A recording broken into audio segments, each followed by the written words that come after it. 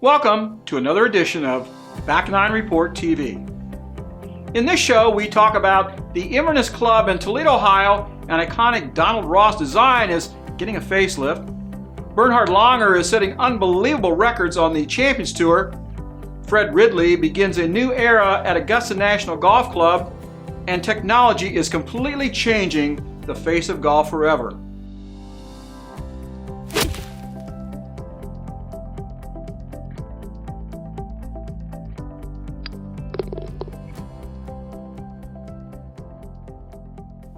The Inverness Club has been the site of 4 U.S. Opens and 2 PGA Championships.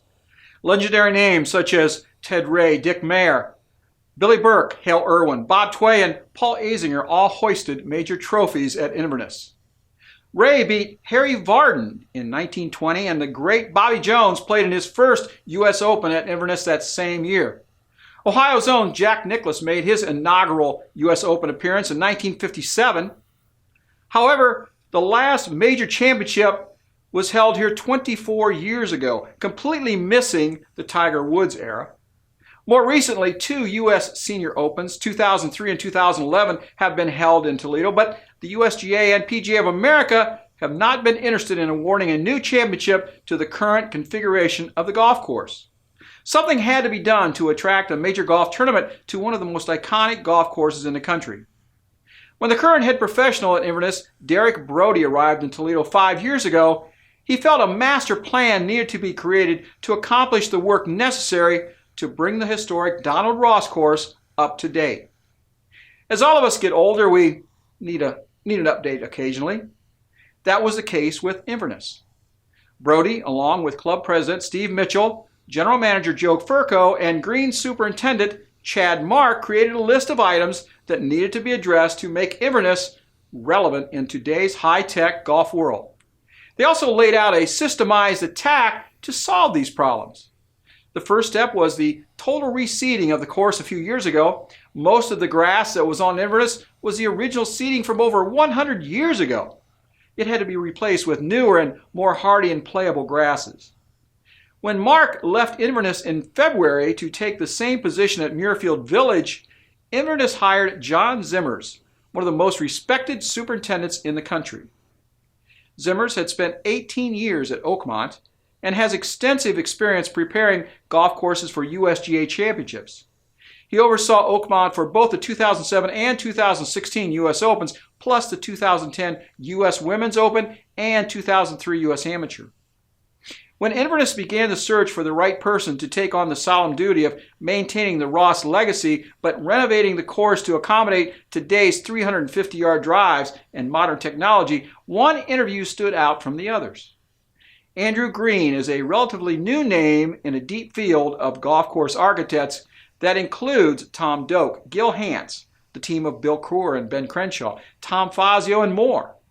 How could he compete against the big boys?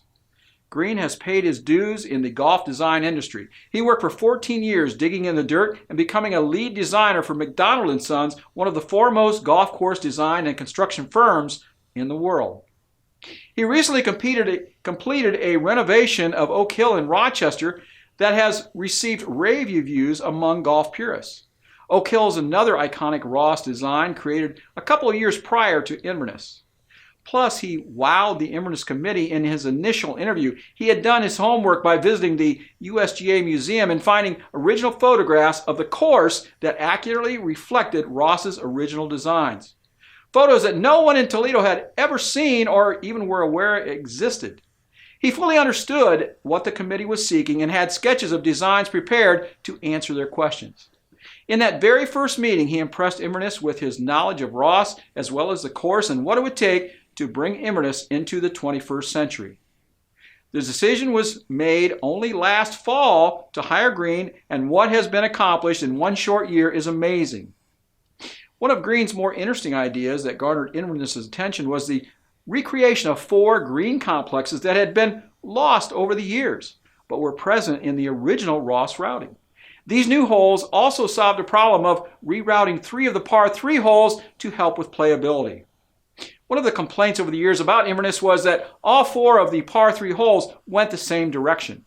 from tee to green. Today's designers diversify the par 3 holes by varying the distance and direction the par 3 holes lie on a course. The intent is to provide options for the golfer with varying wind directions and required carries onto the green. Andrew Green has accomplished that with new tees on existing holes and by creating entirely new holes, but still retaining the look and feel of a Ross design. Another issue was renovation of old bunkers and creation of new ones to catch errant drives and make today's bombers rethink their options on the tee. Should they swing for the fence and risk a difficult bunker shot or lay up to a safer distance in the fairway? Even though Inverness can now be stretched to 7,700 yards, several holes needed additional bunkering to make it a challenge. Another problem that needed attention was the smallish size of the greens. Part of Green's plan included expansion of certain greens to create additional hole locations, which again add playability options for the world's best players over a 4-day tournament. Plus, the additional hole locations force the membership to face new challenges on approach shots also. As you can imagine, with a course that originally opened for play in 1904, drainage was an issue. On several holes, old broken tile lines had to be dug up and completely replaced. With the master plan in place and a designer hired, the next question was what portion of the plan and how soon these changes would be undertaken. Plus, the Inverness Club's membership had to buy into the proposal as well as the cost. They were kept abreast of each master plan at each step and have fully embraced the entire project. With the 2019 U.S. Junior Amateur and the 2021 Solheim Cup coming to Inverness, one of the major issues was timing. Changes would need to be done now or wait until 2022. The decision was made to get on with it. Green began the work immediately. The new tees are completed, the grass is growing, the new holes have been created and are nearing completion. Green expansion and bunkering work is continuing and should be completed yet this year. Inverness Club has a proud history and would like to add more historical moments by hosting major championships. The work that the club and Andrew Green has undertaken will help the course meet USGA and PGA requirements to be awarded another major championship. This is a huge undertaking for Inverness, and the membership should be commended for accepting the challenge. Don't be surprised if we hear an announcement of a major returning to Toledo in the not too distant future. You can read the whole story about the Inverness Club renovation in the October Ohio Golf Journal, available at ohiogolfjournal.com. NWO Golf Links is published every month and delivered to your email inbox. A variety of golf writers offer their unique views on all aspects of golf. Travel, tips, information, health, exercise, equipment reviews, and much more are available in NWO Golf Links. Sign up for your free copy at nwo.back9mediagroup.com. Someone please call the FBI, CIA, or at least have a congressional investigation because Bernhard Langer was robbed. Langer set unbelievable records on the Champions Tour in 2017 and left no doubt as to who was the most dominant player on the Champions Tour, but didn't win the Charles Schwab Cup. Even though he engineered 7 victories last season, including winning 3 of the 5 major championships, plus he had wins in the first 2 playoff events, the Dominion Energy Charity Classic and the PowerShares QQQ, but he was denied his 4th consecutive Charles Schwab Cup at the season-ending Charles Schwab Cup Championship. Langer has been nearly unbeatable this season. In addition to 7 victories, he had top 3 finishes in 12 of his 21 starts. He never came close to missing a cut with 16 top 10 finishes in 22 starts. Those are tiger-like numbers. On the Champions Tour website, the definition of the Charles Schwab Cup reads, "The Charles Schwab Cup is a season-long earnings-based competition launched in 2001 to determine the PGA Tour champion's top player." It says season-long to determine the Champions Tour top player. Kevin Sutherland is a nice player, but he was nowhere close to being the top player in the Champions Tour in 2017. Yet, he was awarded the $1 million Charles Schwab Cup bonus as the Champions Tour top player of the year. The closest Sutherland got to the winner's circle prior to his win at the season-ending Charles Schwab Cup Championship was 3 runners-up and 2/3. At $1.9 million in total earnings, he had half of what Langer earned last year. This is a travesty of the highest order. I say again, someone needs to call for a congressional investigation. Were the Russians involved in this subterfuge? In 2017, 3 of Langer's victories came in major championships. He won the Regions, the Senior PGA, and the Senior British Open. He has won 10 senior major championships in 10 years, which surpassed Jack Nicklaus's record of 8 career senior majors. There are 5 major championships on the Champions Tour, and Langer is the only man to have won all 5 at least once. Plus, he has won both the Senior British Open and Senior Players Championships 3 times each. With a total of 36 career Champions Tour victories, he's inching ever closer to Hale Irwin's record of 45 wins. At the pace he's going to surpass Irwin in early 2019. The German star was a world-class player in his younger days, winning 42 events on the European Tour, second only to Colin Montgomery. He won 3 titles on the PGA Tour, and 2 of those came with green jackets. By winning the first 2 Charles Schwab Cup playoff events, he earned over $600,000, which brought his season total to over $3.6 million and broke the single-season money record that he set last year. His T12 finish at the Charles Schwab Cup Championship garnered another $55,000 and left him just under $3.7 million for the year. True, this is the Champions Tour and not the regular tour, but Bernhard Langer is dominating his professional golf tour like no one has ever done before. After all, the man is 60 years old. Most guys his age dream of retirement, drinking a cold beer or fruity drink with an umbrella in it, while ogling bikini-clad young women on a beach somewhere. Not Bernhard. He seems to enjoy beating the hell out of the other senior golfers on the Champions Tour and doesn't look to stop doing it anytime soon. He didn't win his 5th Charles Schwab Cup this year, but everyone knows he's the man to beat every week on the Champions Tour. He will probably use the slight this year to be motivated to win it back next year.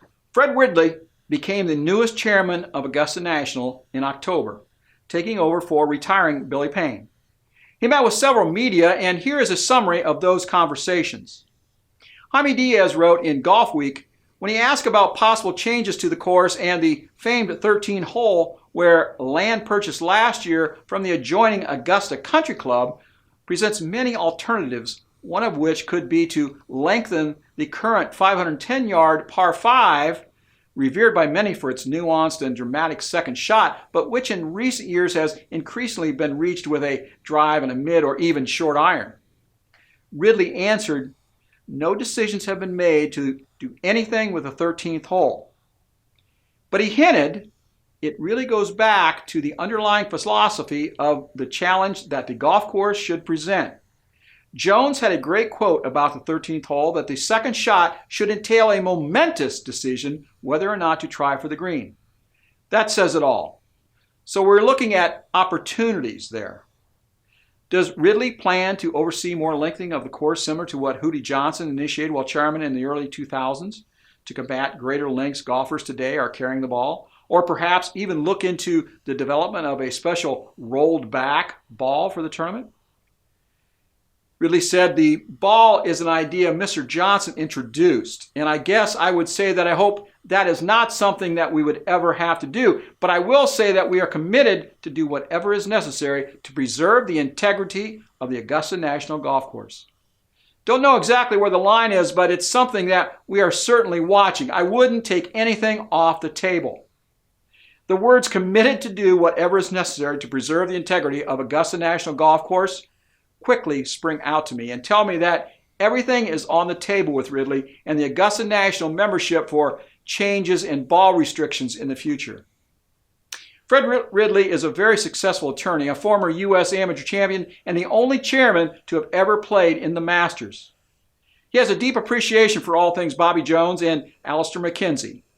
Fazio and others have taken liberty with the original MacKenzie design over the years, but I do not see Ridley approving anything that will diminish or move away from Jones and MacKenzie's original concepts for the course. Will he continue to bring the Masters and Augusta National into the 21st century? Yes. Will he do so with a reserved Southern gentility and respect for the tradition? Yes. Will the Masters change as we know it? No. The Masters is one of the most sacred traditions in sport, and the membership and Mr. Ridley will protect it at all costs. There will be future expansion and changes to the course. There always are, but most of those will go undetected to the casual golf fan. Billy Billy Payne brought Augusta National into the 21st century. Fred Ridley is the right guy for this job and will keep Augusta National in the Masters Tournament moving forward. Period. Carlos Torres and Fred Altfader bring you the best golf news and information every week on the Back Nine Report. They cover anything and everything golf, from the professional tours to the major events. They also cover parts of golf that other shows don't and give their unique perspective and insight on current golf topics. Listen to Back Nine Report live every Tuesday at 8 p.m. Eastern on Blog Talk or download it anytime on TuneIn. In our last segment, technology is changing golf forever. When the topic of technology in golf comes up, most people immediately think about the golf ball that flies farther and club improvements that make them easier to use. But technology is also making huge changes to golf in every aspect of the game. TrackMan, developed by the people that have created hardware to track military weapons, provides yardage, spin rate, launch angle, carry, and every other number you could possibly imagine for a golfer on the practice range, and is responsible for club fitting and professional golfers dialing in each club to precise measurements. FlightScope is another name used to completely overwhelm the average golfer and make him think he is going to be the next Tiger frickin' Woods.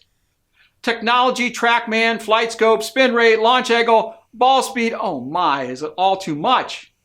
Top Golf uses a microchip inside the golf ball to record accuracy and distance at multi-million-dollar food, entertainment, and golf facilities around the nation. They attracted 10 million revelers through their doors last year. These are for the party hardy, and they are a boon for millennials who grew up with video games, but is Top Golf for real golfers? Greg Norman just announced his newest venture, the Shark Experience, in partnership with Verizon, Club Car, and GPSI. The Shark Experience turns a 10-inch video monitor and two specially designed speakers installed into a golf cart, the hub for music, information, live television programming, video, golf lessons, personal shot tracer technology, and more. Get the comfort of your big screen right there in your golf cart, compliments of Greg Norman. The product will debut on 50,000 club cars in 2018 and will be included on each of the company's carts going forward. TrackMan continues to make its product more accessible to the average golfer. They partner with Carl's driving range in Detroit to install the first TrackMan range in the country. Once you get your bucket of balls at Carl's, you dial up the TrackMan range app on your phone, punch in your mat number, and TrackMan will give you a readout on every shot you hit. Spin rate, carry distance, ball speed, launch angle. Readings make sure you are getting the most out of your practice time. In the future, the TrackMan range app will even include games that you can play against your friends while at the range. Golf club fitting has become the biggest business for golf professionals these days. It seems every teaching professional, driving range, and golf shop has a TrackMan or FlightScope to accurately predict what loft, flex, and brand of golf club best suits your swing. If you're going to spend a couple grand on new sticks, you should go all the way and be properly fitted as well. Another golf technology phenomenon is the golf simulator. About Golf, Full Swing, and Ace Indoor, to name just a few, produce indoor golf simulators to enjoy golf inside when the weather is less than pleasant outdoors.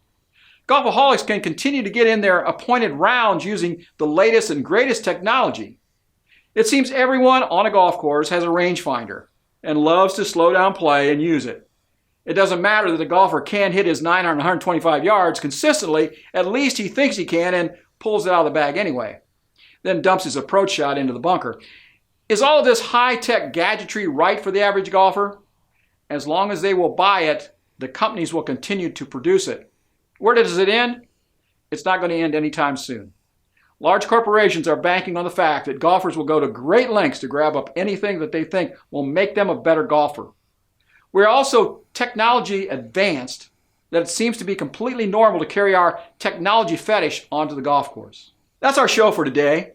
I hope you get out and hit a few balls, maybe even try out a few of these new technology gadgets for yourself, and I'll see you on the back nine.